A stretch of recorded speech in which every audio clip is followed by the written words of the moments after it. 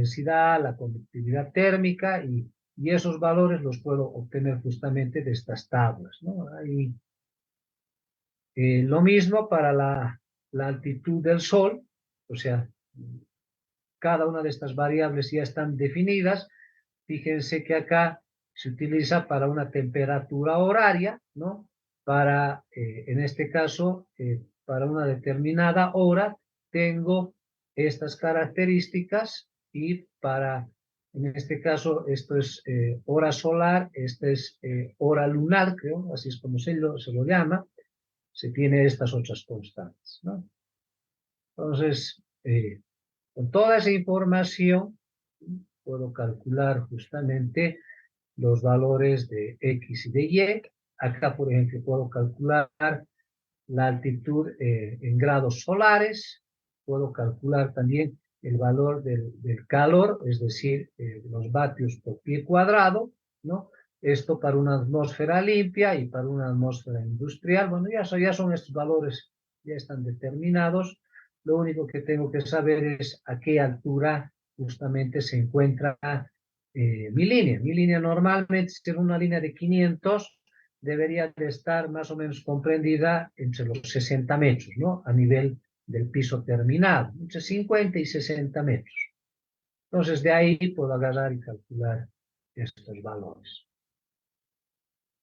Acá, justamente, esta misma bibliografía te establece un problema, ¿no? Son problemas, son ejemplitos donde justamente uno puede agarrar y puede parte de estos datos, ¿no? Parte de estos datos y va realizando justamente todos y cada uno de los pasos que les he mencionado y obviamente nos va arrojando los valores, ¿no? Hace todo este cálculo, ahí está, ustedes pueden hacer seguimiento de esto y al final determina justamente este valor de la corriente, que es denominada la corriente térmica de estado estable. Entonces, fíjense, para un conductor, no sé aquí no me acuerdo qué conductor utiliza, a ver, aquí está, utiliza el conductor Drake, de 795, 1000 circular 1000, 26 hebras de aluminio, 7 de acero, es un aluminio un ACCR, ¿no? Y estas son las condiciones iniciales. Acá está, habla de la velocidad del viento, que son 2 pies por segundo, perpendicular al conductor, la emisividad que normalmente se utiliza como 0,5 cuando son conductores, vamos a decir, entre seminuevos, ¿no? Si yo, por ejemplo, tengo un conductor completamente nuevo, que no lo he rayado, no tiene limaduras y no tiene ningún tipo de desgaste, entonces este valor normalmente sube.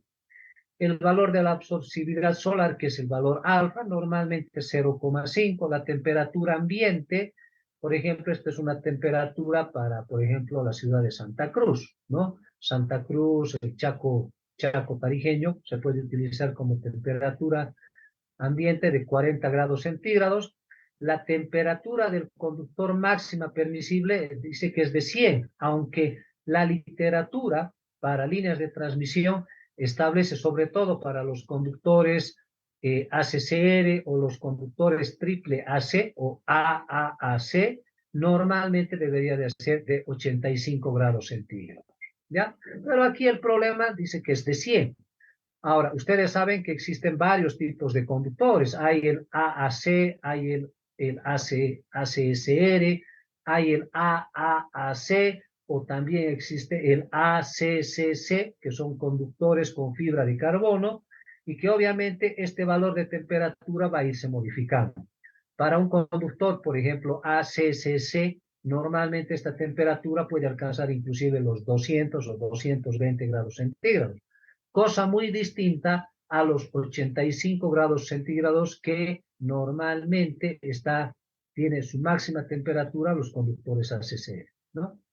Acá te da también el diámetro del conductor externo, que esto obviamente por tablas lo puedes conseguir, el valor de su resistencia a 25 y a 75 grados centígrados, tienes estos valores, ¿Cuál es la dirección en este caso de la línea? Dice que es de este a oeste, la latitud es 30 grados norte, dice que es una atmósfera limpia y que además la altura promedio del Sol entre las 10 y las 12, ¿no?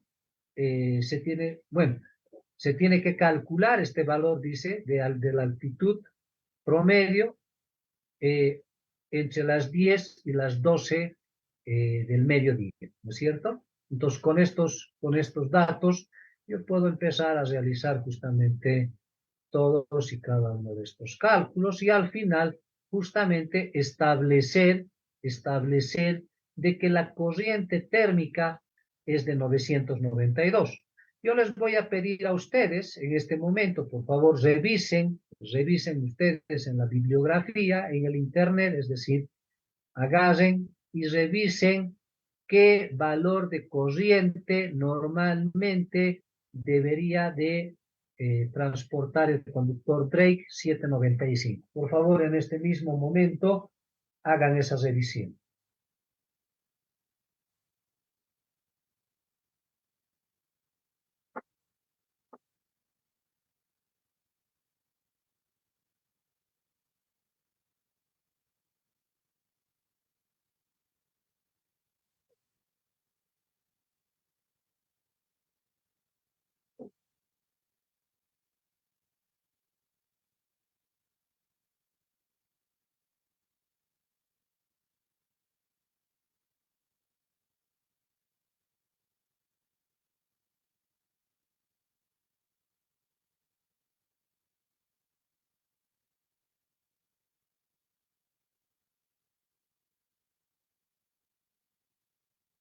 Pueden buscar en distintos tipos de fabricantes, ¿no? Por ejemplo, pueden buscar, si es ACCR, pues pueden buscar Prysmian, pueden buscar Induscabos, pueden buscar, por ejemplo,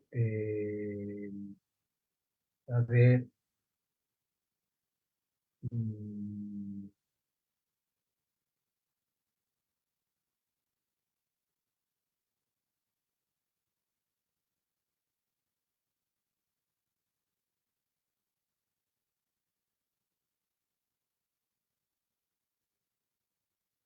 Centelsa, pueden buscar Nexans. Ingeniero 902 en el ACR. ¿Con qué fabricante? ACR, ingeniero. ¿Cuál? Perdón, no te escucho bien. ACR. ACSR. Sí, sí, sí, sí. Pero ¿y el fabricante? Un segundo. Eh, Centelsa. Es, perfecto.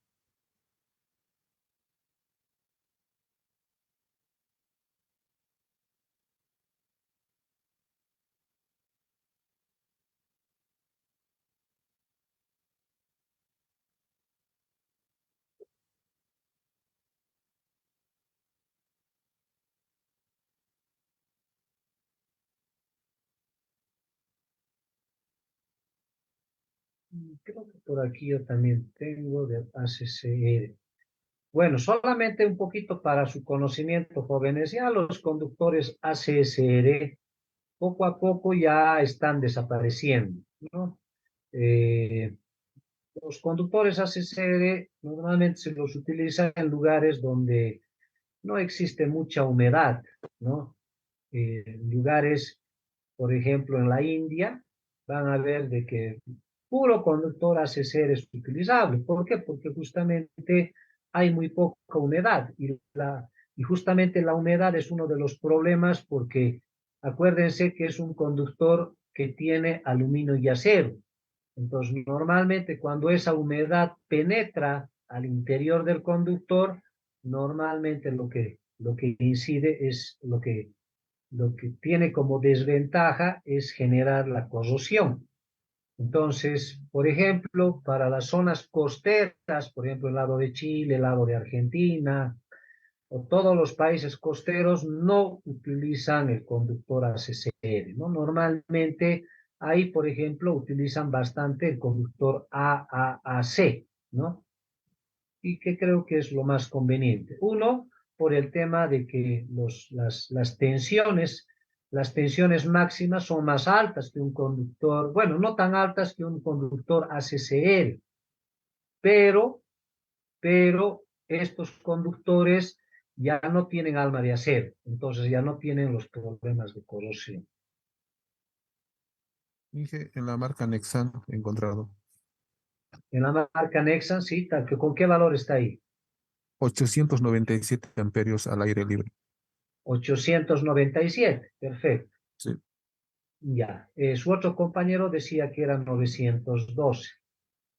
A ver, yo no sé, por acá yo tenía por acá especificaciones técnicas.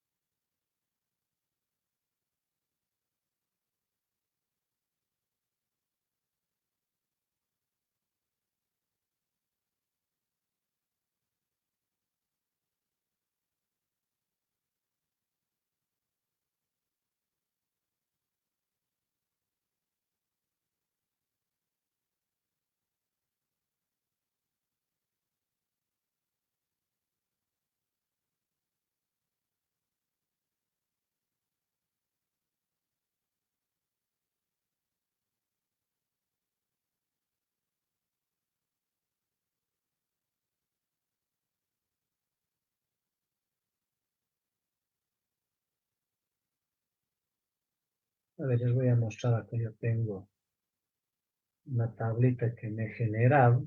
Bueno, no la he generado yo, sino directamente la he pasado de una bibliografía, la he vuelto a copiar, pero a mí me ayuda mucho porque esto se lo puede llevar un programita, ¿no? Entonces aquí está justamente, esto es para conductores ACCC,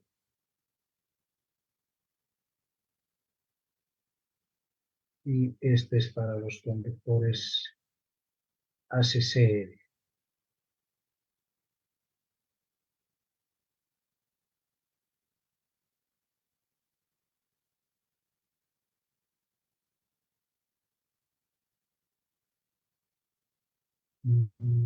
¿Qué se llamaba el conductor? Era el Drake, ¿no?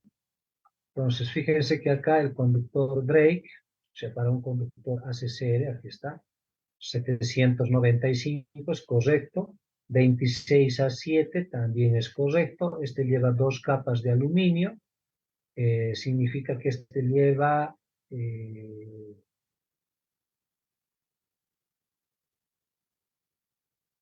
17 y 9, ¿no?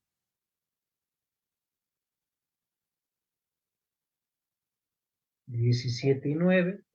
Acá está el diámetro exterior, 1,1008. Diámetro exterior está en pulgadas. Aquí está su resistencia a 20 grados centígrados.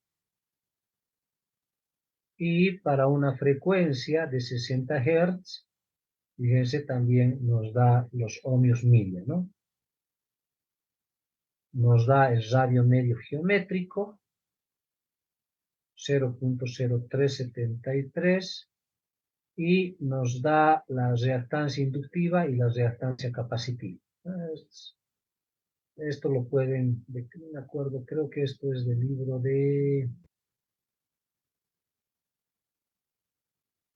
creo que es Stevenson, ¿ya?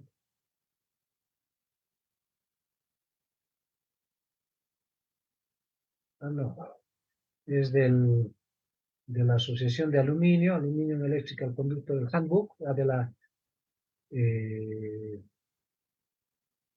mm, Transmission Lines, no sé, Electrical Transmission Lines, creo que se llama, el libro, y este es el del manual, ¿no? Es del segunda edición. Ahora, todos esos valores que ustedes acá, toditos se pueden calcular, ¿no? Todos se pueden calcular en función a esto, y en función a este, y en función a esto. Estos son los tres parámetros importantes para determinar cada uno de estos. Entonces, fíjense que acá, por ejemplo, cuando calculo la corriente térmica, fíjense, dice, están disponibles la capacidad de corriente a temperatura ambiente, estos valores están siendo calculados a 25 grados centígrados. La temperatura del conductor, o sea, cuando está circulando corriente por el conductor es 75, lo que les mencionaba que el máximo era 85. La emisión solar es 1 kilovatio por metro cuadrado. Fíjense que el coeficiente de absorción y emisividad es 0,5. La velocidad del viento es 610. Velocidad del viento, 610. Aquí está algo mal.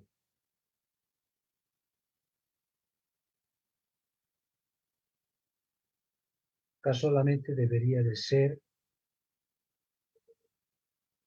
a ver, ahorita voy a revisar esto. A nivel del mar, es decir, a 0 metros sobre el nivel del mar, a una frecuencia de 60 Hz, el punto 2 dice que se calcula para una corriente de cortocircuito con una duración de 1 segundo, una temperatura inicial de 75 grados centígrados, una temperatura final de 340, para un módulo de elasticidad de 6300, un coeficiente de dilatación lineal de este valor. Entonces, con estos valores justamente se calcula todo eso, ¿no? Estos son fáciles de calcular, ¿no? Se saca a través de una tablita Excel, ¿no? Y por acá, fíjense, acá están los conductores ACCC, ¿no?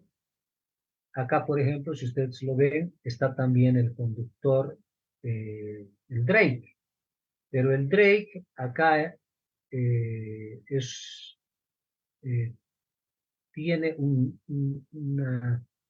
área de 1026, 1000 circular 1000, ¿no? Y en función a ese valor se van calculando, bueno, el tema de su diámetro interior, diámetro exterior, el tema de su peso, el tema de del valor de la resistencia a la tracción, ¿no? La temperatura, bueno, en este caso, el valor de ohmios por milla en corriente continua, en corriente alterna a 25 grados centígrados, a 75 grados centígrados, y fíjense que acá la temperatura para estos conductores ACCC, les decía que son temperaturas mucho más altas, 180 grados centígrados, y en este caso su ampacidad, o en este caso su corriente térmica, es de 1884. ¿Qué significa esto? Si se dan cuenta, para este tipo de conductores lo que hace es duplicarse el valor de su corriente térmica, ¿no? Pero estamos hablando de que se trata de un conductor ACCC, o sea que es un conductor con núcleo de fibra de carbono, ¿no? Entonces, estos conductores normalmente se los utilizan por si acaso en Chile, ¿ya? Estos son para todos los proyectos mineros, por ejemplo, allá o la mayoría utilizan ese tipo de conductor.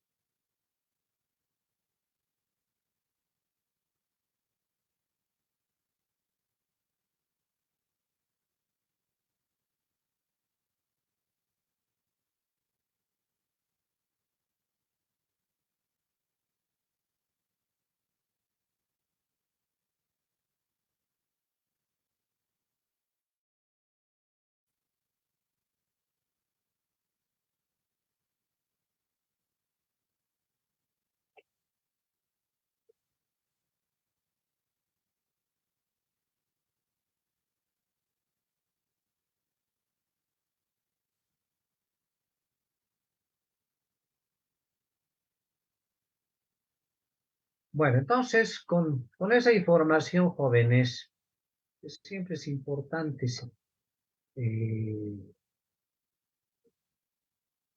siempre es importante refrescar la memoria, ¿no? Todo eso uno lleva en líneas, ¿no es cierto? Normalmente yo cuando daba la materia empezaba con todas esas teorías básicas, ¿no?, que tienen que conocer los estudiantes. Entonces, en síntesis, lo que estamos haciendo, jóvenes, con esa norma que les he mostrado, es determinar... Ay, ¿dónde está la norma? No estoy mostrando la norma.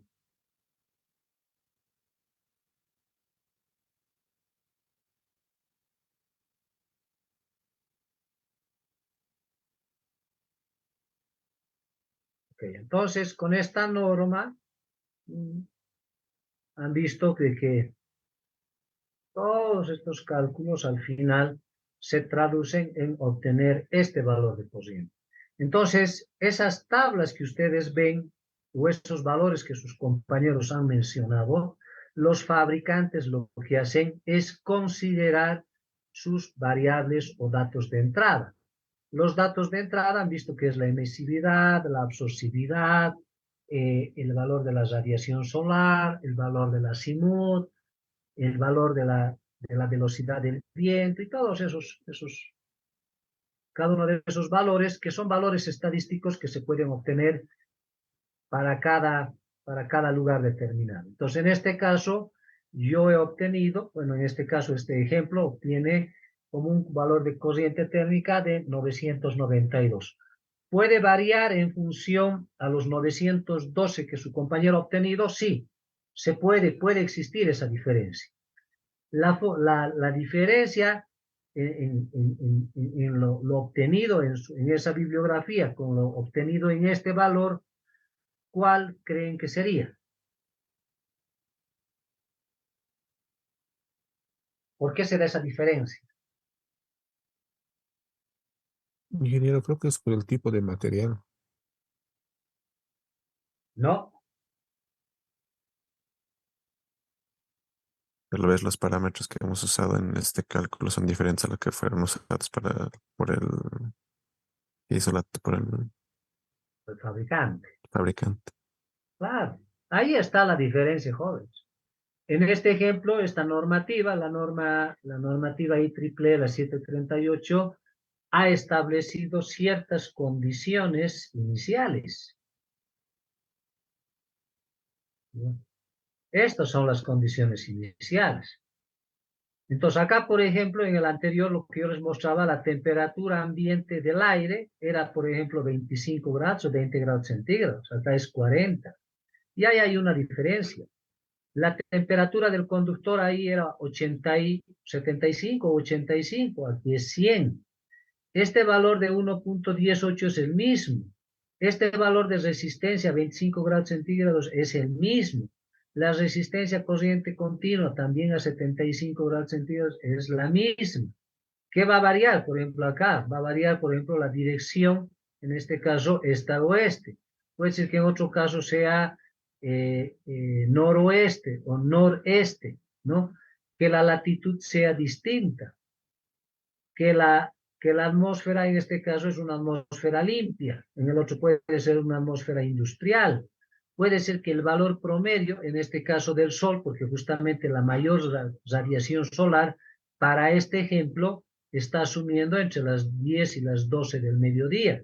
En otros lugares, por ejemplo en la ciudad de La Paz, la temperatura más alta no está entre las 10 y las 12, está entre las 12 y las 14 horas. Entonces, fíjense que esas pequeñas variaciones van a incidir de forma directa en el valor de esta corriente térmica, ¿ya? Entonces, cuando ustedes vean esos valores, por ejemplo, en algunas bibliografías que difiere, no es que han hecho un mal cálculo, ¿no? Muchas veces yo escuchaba así algunos, no, es que está mal. No, no está mal, no está mal, sino que simplemente se han considerado otros valores, otras condiciones iniciales, ¿no? Y un fabricante que se equivoque es muy, pero muy difícil, ¿no? porque ellos están todos los días con esto. ¿Ok? Entonces, obviamente los fabricantes también nos pueden entregar justamente estas curvas, ¿no?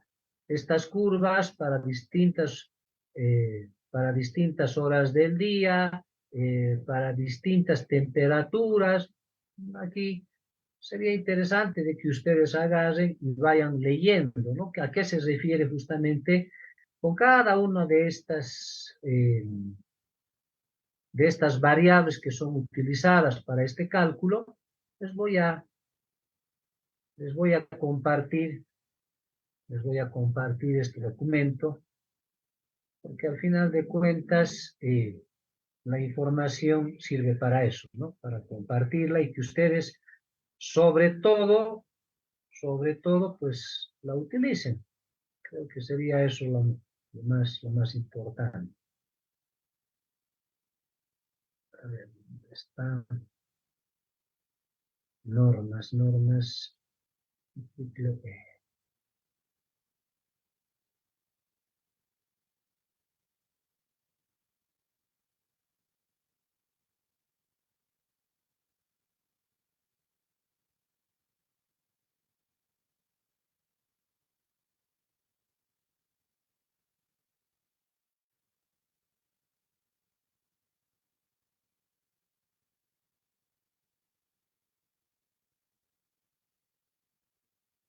Entonces, si hay un momento en el cual ustedes realizan el diseño de una línea, este es el primer documento que tienen que revisar.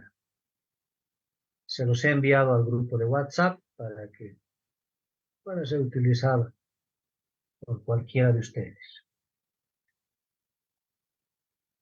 Bueno, entonces,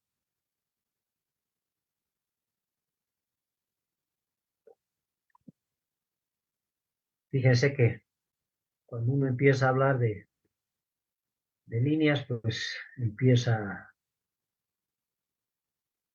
se pueden analizar muchas cosas, ¿no? Bueno, sin embargo, para nosotros ahora, en función a la fotografía que les he mostrado, entonces esos conductores van a estar expuestos, o sea, van a poder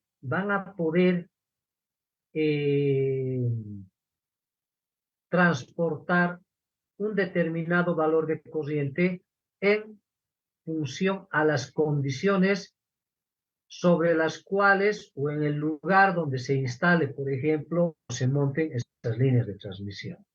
Puede ser 912, puede ser 950, puede ser 994, puede ser 1000 amperios, ¿no?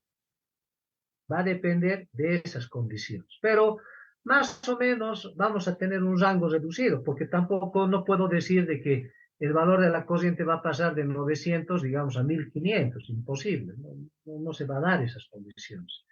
Será entre 900, pasará, digamos, a 850 o a 800, y máximo, por ejemplo, tal vez podrá llegar a 1000 amperios, ¿no? Entonces, para 1000 amperios habrá que ir modificando el valor de esas variables de entrada y ver de qué manera, pues, van incidiendo en la misma. Entonces, en función a esa corriente, en función a esa temperatura, yo puedo determinar también el valor de la flecha, ¿no es cierto? Porque la flecha, ¿de qué depende? La flecha depende del vano y depende obviamente de la tensión longitudinal de la línea.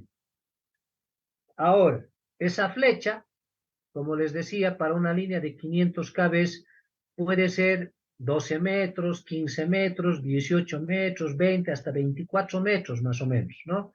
¿De qué depende? Pues depende de la temperatura ambiente, porque entre mayor es la temperatura y a eso sumado la temperatura del conductor, el conductor va a tender a dilatarse más, ¿no? Por temperaturas extremas, normalmente la flecha podría llegar tranquilamente, por ejemplo, a una línea de 500 kV, les digo, sin problema puede llegar a 25 o hasta 30 metros de flecha.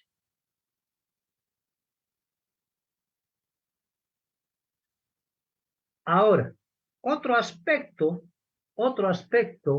fíjense que estamos hablando solamente de condiciones básicas, que estamos hablando de un conductor que tiene un mismo calibre, que tiene la misma cantidad de subconductores, que adicionalmente a eso, por ejemplo, tenga cierta cantidad, por ejemplo, de cadena de aisladores. Al final, esos conductores van a tener un valor de impedancia. Ese valor de impedancia, ¿de qué depende? Depende de su resistencia y depende de su reactancia inductiva, como también depende de su reactancia capacitiva. En la tabla que les he mostrado hace rato, por ejemplo, ahí estaba el valor de la reactancia inductiva y el valor de la reactancia capacitiva.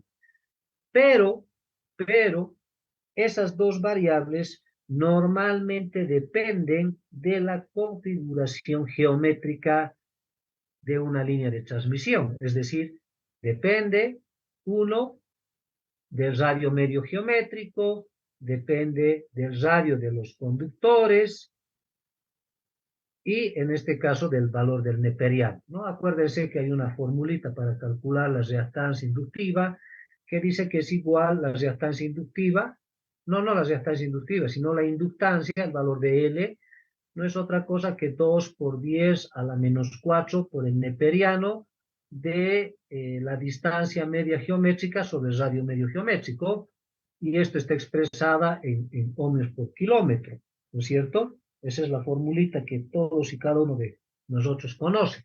Pero esa línea, esa inductancia es aplicable, por ejemplo, en este caso, para líneas de transmisión simple eterna, y donde tenga, por ejemplo, 1, 2, 3, 4 o más subconductores. Pero cuando una línea de transmisión ya es una línea doble eterna, ya las cosas cambian, ¿no? Porque ahí ya toda esa teoría que normalmente nos enseñan en líneas de transmisión, pues ya pierde su sentido, ¿no?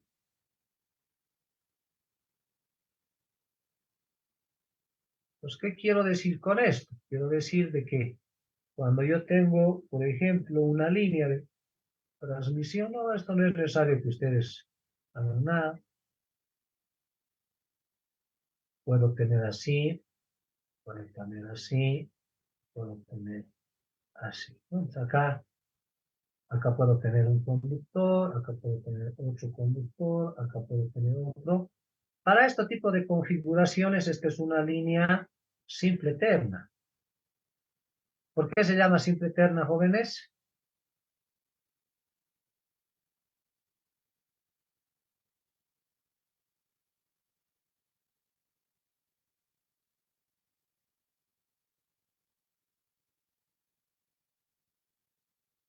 ¿Por qué se llama simple eterna? Solo lleva un conductor por fase, ingeniero. No, Porque no se divide el potencial. tampoco.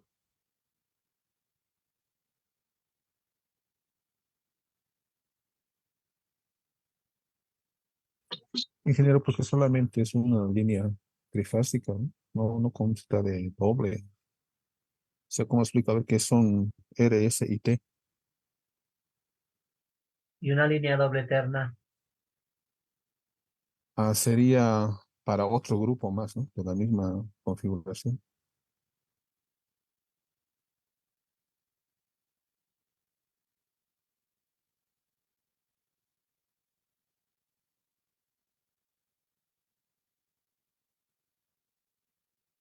Para una línea doble eterna normalmente tenemos esta configuración, ¿cierto?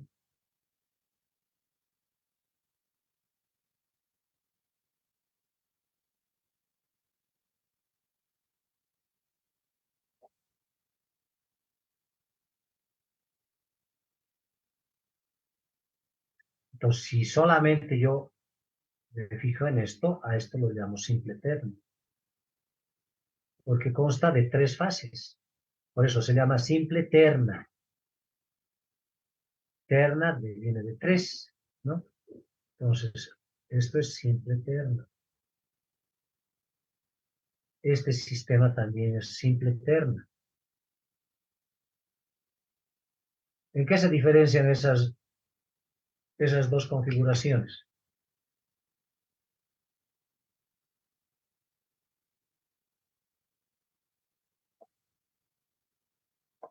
Ambas son simple terna, pero ¿en qué se diferencian? Las distancias entre conductores. Algo más.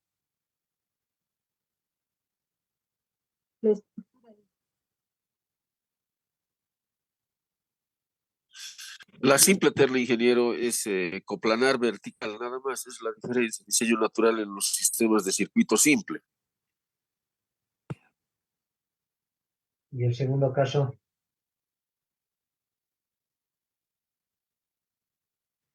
En el segundo caso sería diseño natural, pero ya no simple, sino en el caso, por ejemplo, de Masocruz es doble terna, digamos, lo que sale de Masocruz. ya, no, abóquense más que todo a la gráfica, ¿no? Esto es una simple terna, pero la diferencia entre esta y esta, fíjense, es la configuración entre conductores. Esta se la llama configuración vertical. Ya esta se la llama configuración triangular.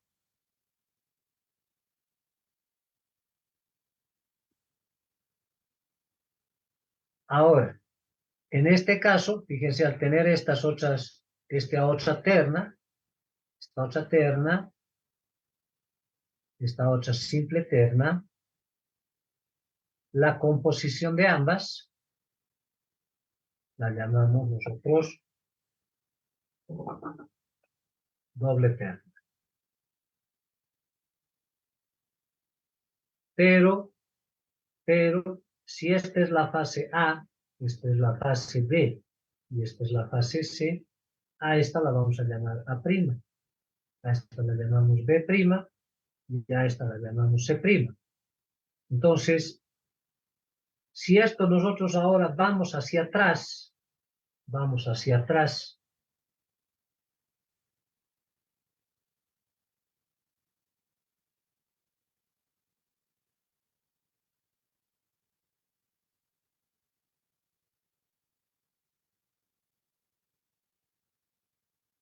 si esto vamos hacia atrás, esta fase, con esta fase, es exactamente la misma.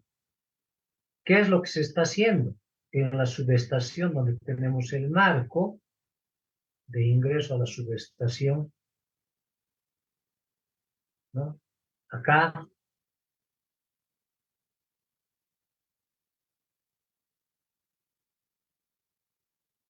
si es esta la fase A', entonces de acá se están dividiendo dos fases, es decir, esta es A y esta es A'. Acá pasa lo mismo con la fase B. Acá voy a tener B y B'. Y acá voy a tener C y C'. Entonces, esta A viene acá y esta A' viene acá. Fíjense que es el mismo conductor. Ahora yo les pregunto, ¿en qué circunstancias tendría que utilizar una doble terna? ¿Y en qué casos una simple terna?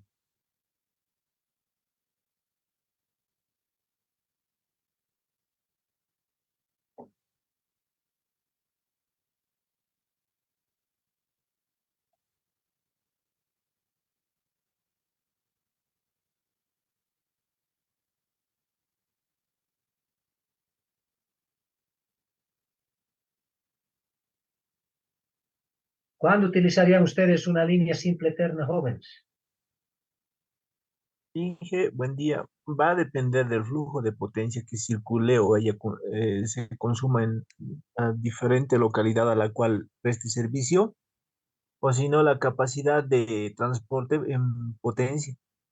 Y a ver qué más puede ser. Creo que sería eso, Inge.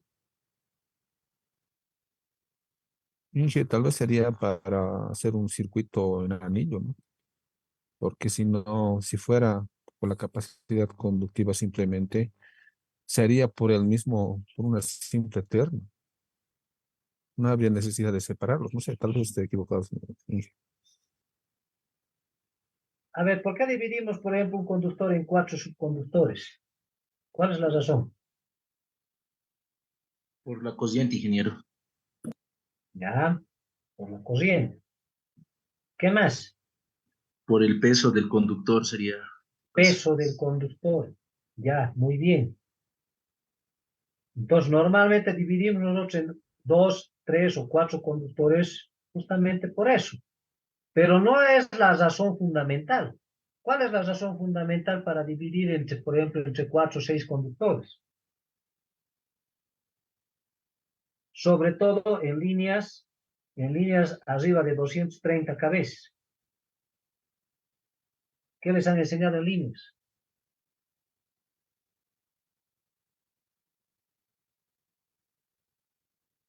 Evitar el calentamiento de los conductores, Inge. No, La confiabilidad, ingeniero. no, El efecto capacitivo. no, Básicamente, ingeniero, es lo económico. no.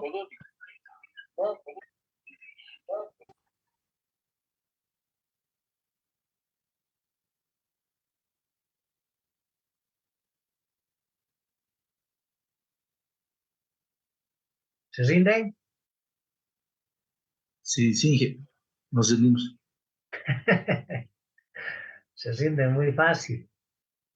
Bueno, normalmente, jóvenes, para líneas de transmisión que tiene 2, 3 o 4 conductores, no es lo económico, eh, no es el peso, no juega un papel tan importante como lo que es el efecto corona o el gradiente de inicio de corona. Por ejemplo, los que han viajado, ¿se acuerdan conmigo a Santibáñez, a la subestación Santibáñez? O los que han viajado también conmigo a Masocruz. En Masocruz es una línea de 230, pero una línea de 230, por ejemplo, emite un ruido bastante molestoso. ¿Por qué se da ese ruido? Porque justamente hemos superado el valor de la tensión de inicio de corona. ¿Cómo haces para mitigar ese ruido? Lo que tienes que hacer es incrementar el número de conductores. Y para eso se hace un estudio, ¿no? Se hace un estudio, que no es ni nada complicado, se utiliza justamente la matriz de Maxwell, ¿no? Y con eso se hace ese cálculo.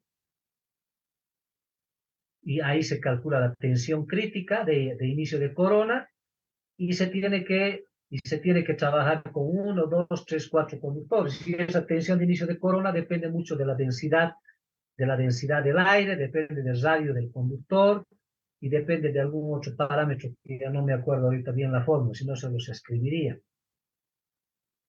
Pero hay que establecer una condición y se dice de que la tensión crítica tiene que ser menor, en este caso, a la tensión máxima de corona. Cuando se da ese caso, entonces ahí, por ejemplo, se establece el número de conductores. Normalmente para líneas arriba de 230 kb, ya no juega muy importante el criterio térmico, sino lo que juega un papel importante es justamente el efecto corona. Entonces, por eso, en la línea de 500 kb, para los que han ido conmigo allá a Santibáñez, ¿se acuerdan lo que hablaba el ingeniero Marcelo Hinojosa? Y él decía el tema de los 4 conductores no es por el tema de la capacidad de conducción, porque tranquilamente 2 conductores con mayor calibre satisfacen ese requerimiento. Lo que no va a poder satisfacer esos 2 conductores es el ruido, porque hace poco, justamente en este año, yo viajé nuevamente allá a la subestación a la subestación de Santibáñez, en Cochabamba, y por ejemplo, para los que tal vez no acercarse mucho a la subestación y estar cerca a las líneas, van a ver que ese ruido, que es como un enjambre de abejas, es bastante fuerte, es bastante molestoso, ¿no? Entonces, la única forma de mitigar ese efecto es justamente incrementando el número de conductores. Sin embargo, para líneas por debajo de 230 kb, colocar 2, 3 o 4 conductores ya no es tema de el efecto corona, sino que ahí juega un papel muy importante el tema, por ejemplo, del vano regulador. Depende mucho, en este caso, de poder reducir un poco la altura de las estructuras, y los efectos de las tensiones mecánicas, ¿no? Ya son otros factores que inciden en aumentar el número de conductores o el número de haz de conductores por fase, ¿ya? Y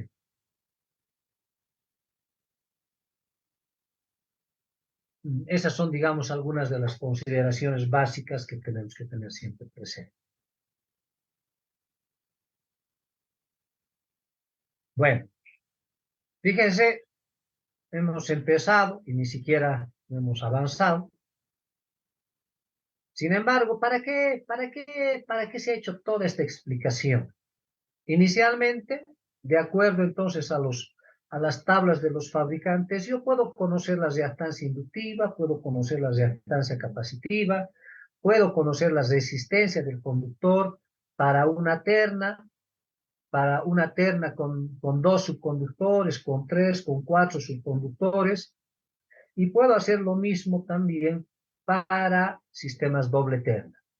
Normalmente los sistemas doble terna, jóvenes, tienen una función especial, y esa función especial es justamente, alguno de sus compañeros habló de la confiabilidad de las líneas de transmisión. La confiabilidad se basa normalmente en la condición n-1, es decir, ¿qué pasa si yo tengo, por ejemplo, una línea? ¿Qué pasa si yo tengo, por ejemplo, una línea larga? Por ejemplo, una línea, los voy a representar como en redes de media tensión, ¿ya? Para que no hagamos mucho gráfico. Entonces, y acá van a estar sus crucetas, de un lado, de una de las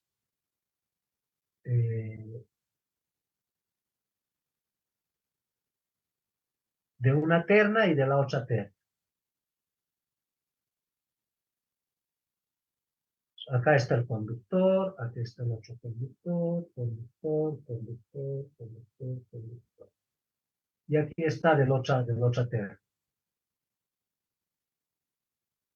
Gráficamente, jóvenes, ¿qué nos dice esto? ¿Por qué tendría que construir una línea doble terna?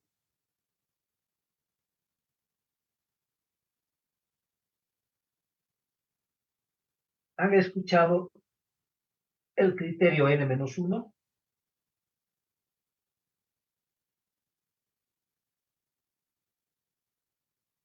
No, Inge. Aquí está la subestación. Acá están las basas. Ya ustedes saben qué son las basas, ya se han mostrado con gráficas, todo, fotografías. Y esta es la fase A. La fase A. Este conductor se divide en este y se divide. ¿Por qué creen que se hace eso?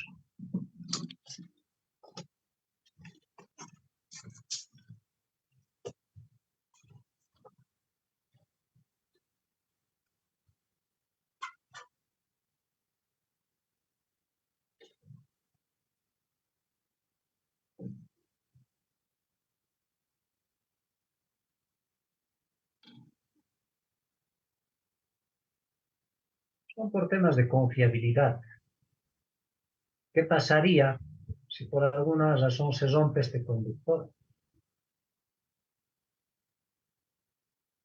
Vamos a suponer que todo este sistema tiene que llevar justamente esos 800 megavatios de potencia que hemos hablado. Entonces, cada terna, ¿qué capacidad debería de tener?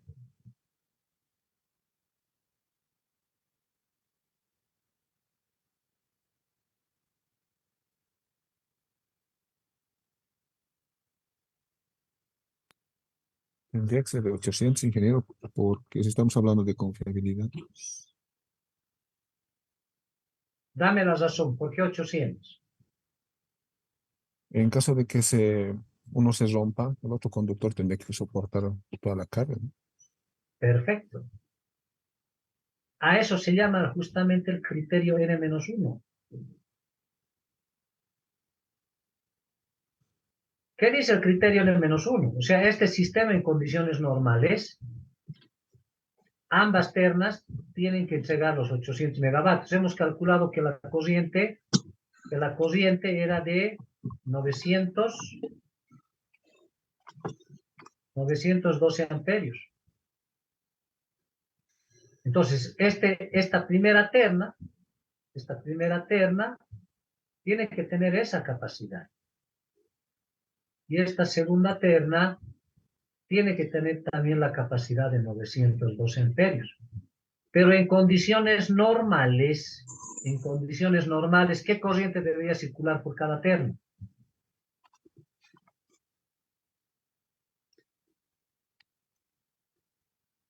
$460, más o menos, 450 y tantos. El 50%. 62. En condiciones normales, la corriente debería de ser igual a 912 dividido por 2.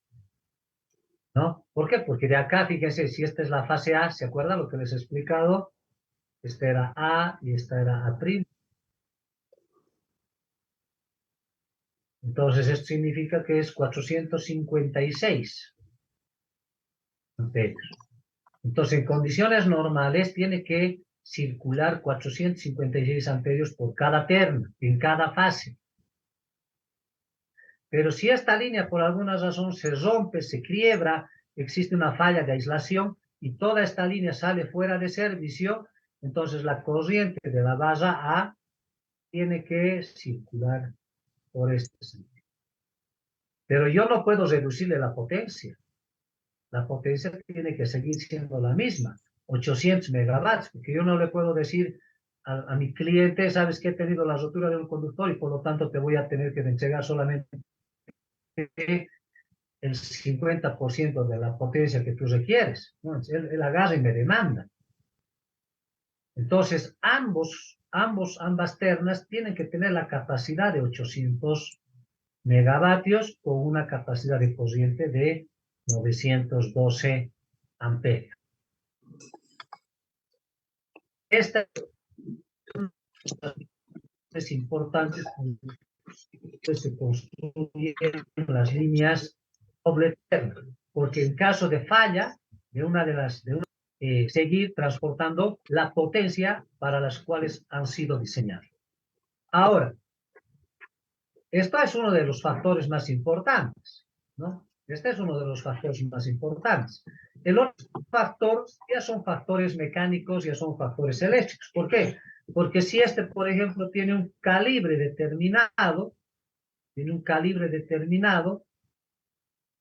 si fuera solamente simple terna, para una línea simple eterna, la confiabilidad se ve reducida pues en un 50%.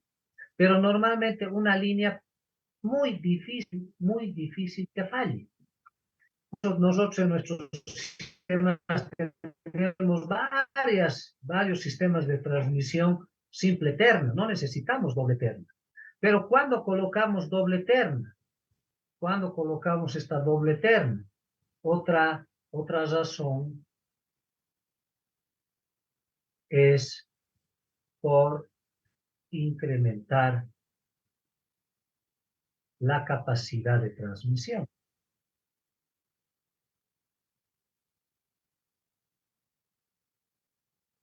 Esa es justamente otra de las razones.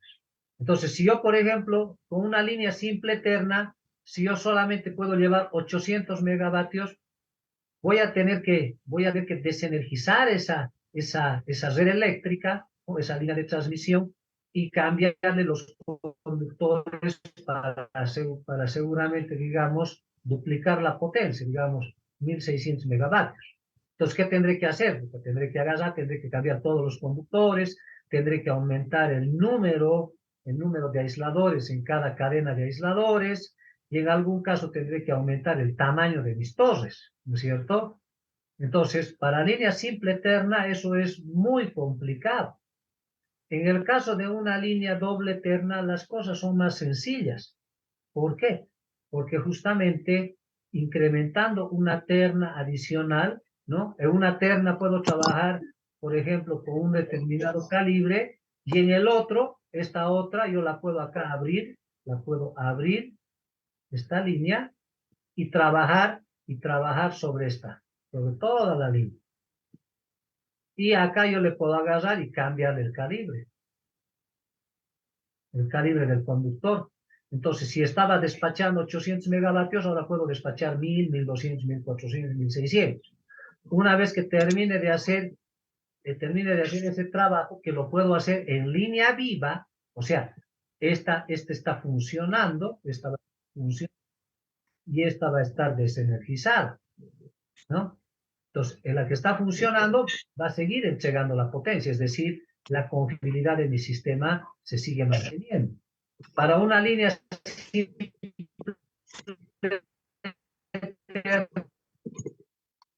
no voy a poder hacer esos cambios en buen tiempo, eso es pérdida de plata, eso es pérdida de producción.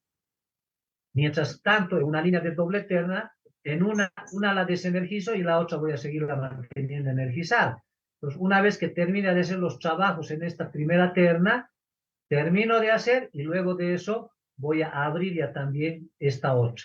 Abro esta y toda la potencia la voy a hacer circular por esta otra línea, ¿no? Entonces, por temas de mantenimiento, por temas de operabilidad, también me sirve justamente esta configuración. Entonces, esas son algunas de las razones.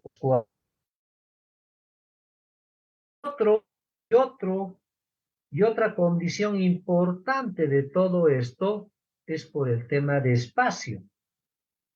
¿Por qué digo el tema de espacio? Porque si tengo, por ejemplo, una línea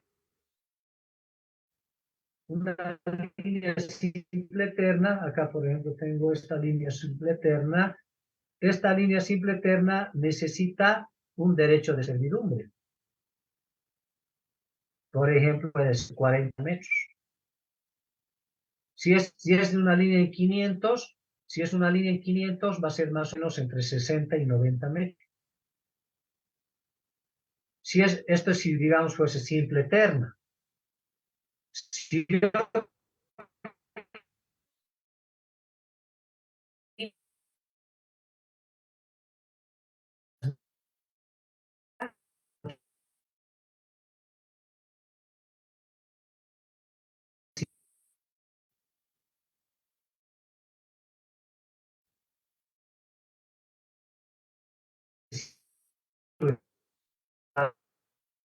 son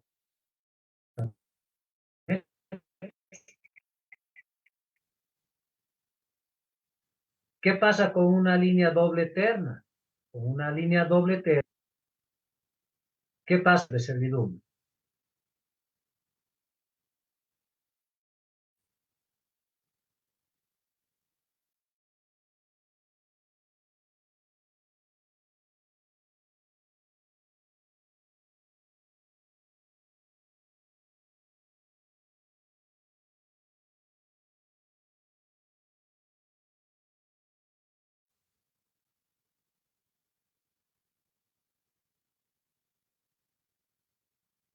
Mil disculpas, se ha cortado la comunicación.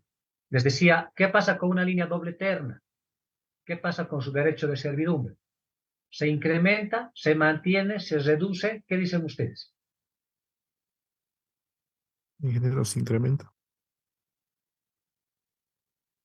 Ya. ¿Qué dicen los demás?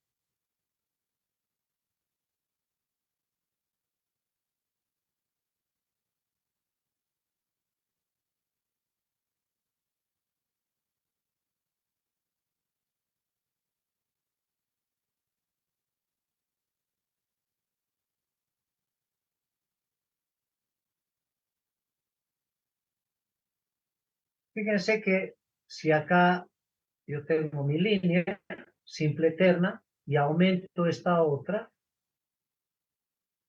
el derecho de servidumbre sigue siendo el mismo.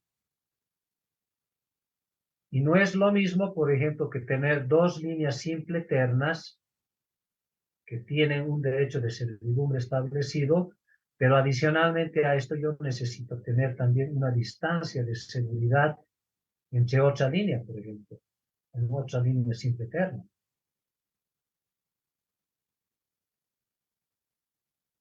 Entonces, fíjense la gran diferencia. Acá necesito un derecho de servidumbre, acá necesito otro derecho de servidumbre, pero acá solamente necesito uno.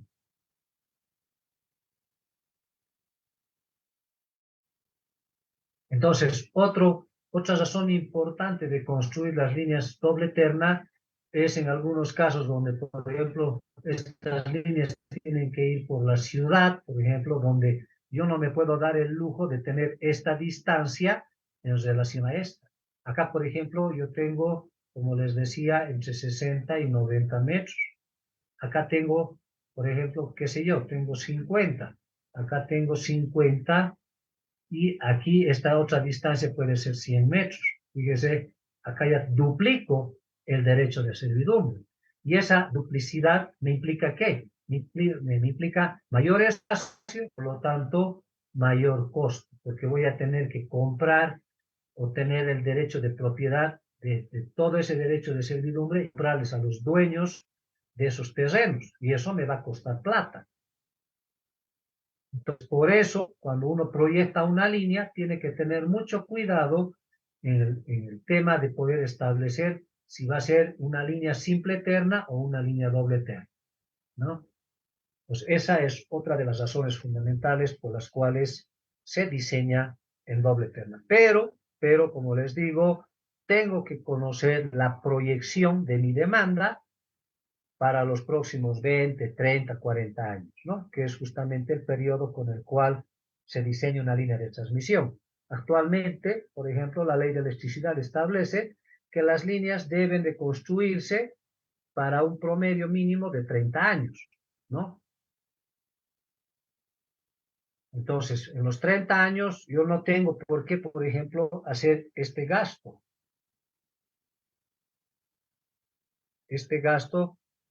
de una línea de transmisión adicional, porque sé que me va a costar mucha plata eso. Y si sé que mi demanda, mi demanda va a crecer de aquí a unos 10 años de forma progresiva, entonces debería de optar por una línea doble terna, ¿no?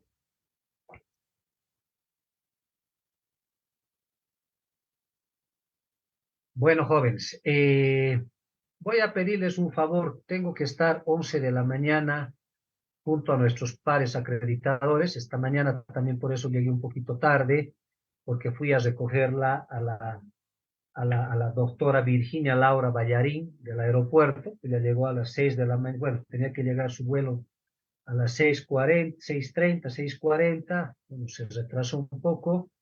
Y el día de hoy tenemos una reunión previa a las 11 de la mañana, ¿ya? Ellos están alojados justamente en el Hotel Presidente y tenemos que reunirnos con ellos, ¿ya?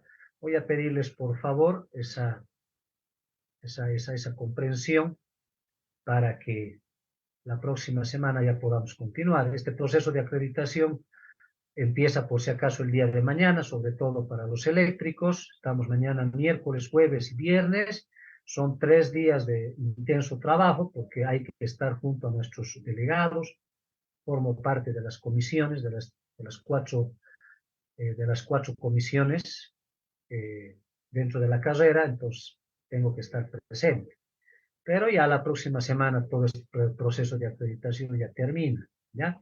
Entonces les ruego por favor su comprensión y bueno, si tienen, no sé, alguna duda hasta acá, por favor, adelante, o si no, caso contrario, continuamos la próxima clase. Ingeniero, una... ¿no? Dime, Ronald, Ah, mañana, disculpe, ¿sabes si estarán los pares acreditadores en Cota Cota? el jueves. Solo el jueves. Sí, el jueves van a, bueno, van a trabajar juntamente conmigo a partir de las 8:50 hasta las 12:30, ¿ya? Entonces, nosotros vamos a estar trabajando ahí y en la tarde la reunión es en el posgrado, en las oficinas del posgrado, la dirección de carrera, visita a nuestras autoridades. Seguramente ya les han debido enviar a cada uno de ustedes también el cronograma. Es importante que también lo lean. Por favor, todos los estudiantes de eléctrica, no se olviden, jóvenes, les pueden pillar, ¿no? Ya, y lo que ha pasado hace 3 o 4 años atrás, siempre les pregunta, y esto es algo que deben de saber, cuál es la misión de la carrera, cuál es la visión de la carrera, cuál es la misión del instituto, cuál es la visión del instituto, cuáles son los nombres, por ejemplo, de nuestras autoridades, nuestra máxima autoridad ejecutiva, de nuestro decano, vicedecano, de nuestro director, ¿no? Cómo están conformadas, qué direcciones conoces, dirección administrativa financiera, áreas desconcentradas, cómo funcionan las bibliotecas, ¿no? Hay o existen bibliotecas virtuales, existen físicas, de qué tipo, qué es el SENACU, ¿no? Qué es el ARCUSUR, tienen que ir leyendo, ¿no?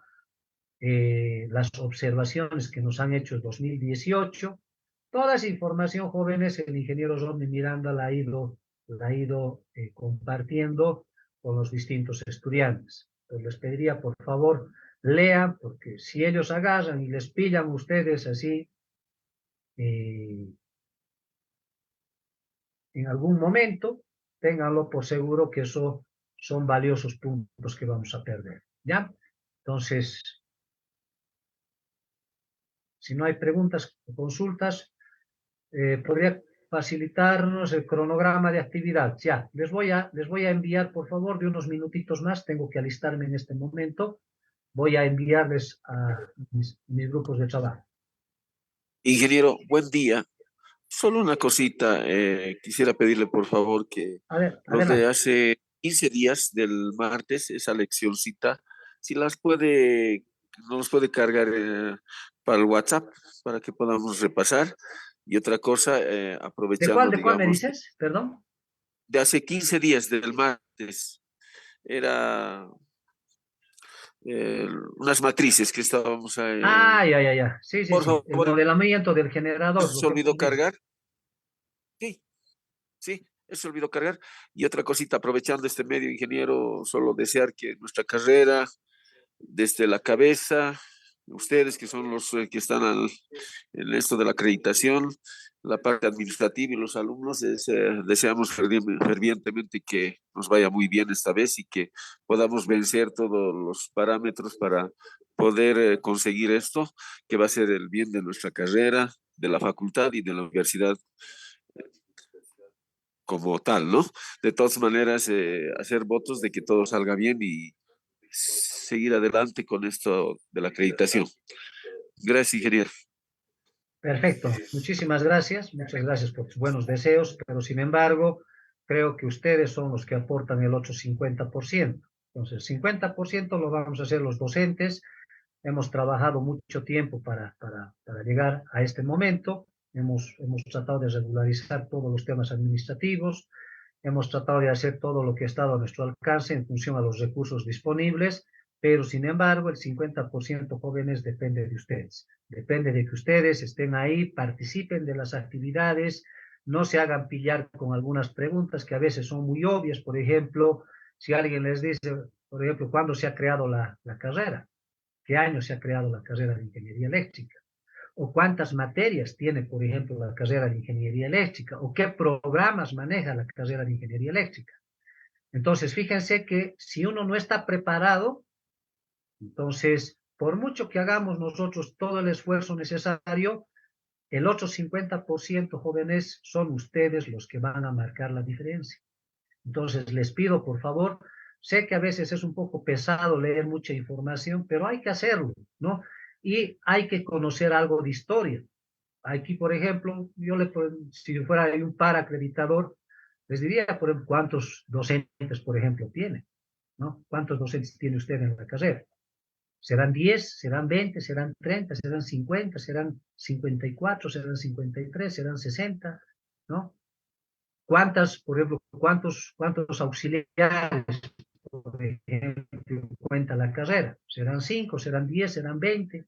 ¿Cuántos auxiliares investigadores tendremos? ¿Serán 2? ¿Serán 1? ¿Serán 5? ¿Serán 8? Fíjense que jóvenes con preguntas a veces hasta un poco capciosas y a veces también inclusive parecerían muy sencillas de poder absolver, pero hay mucha gente que no lo sabe. Si en este momento les estoy haciendo la pregunta y no saben la respuesta, entonces empezaremos a indagar, ¿ya? Empezaremos a indagar y empezaremos a trabajar de tal manera de que cada uno aporte con su granito de arena. Ok, jóvenes, les agradezco mucho. El próximo martes ya vamos a estar viéndonos y seguramente ahí vamos a tener ya algunos resultados. Muchas gracias por todo y bueno, pónganse a leer, por favor. Ok, buenos días a todos. Hasta luego, ingeniero. Hasta luego.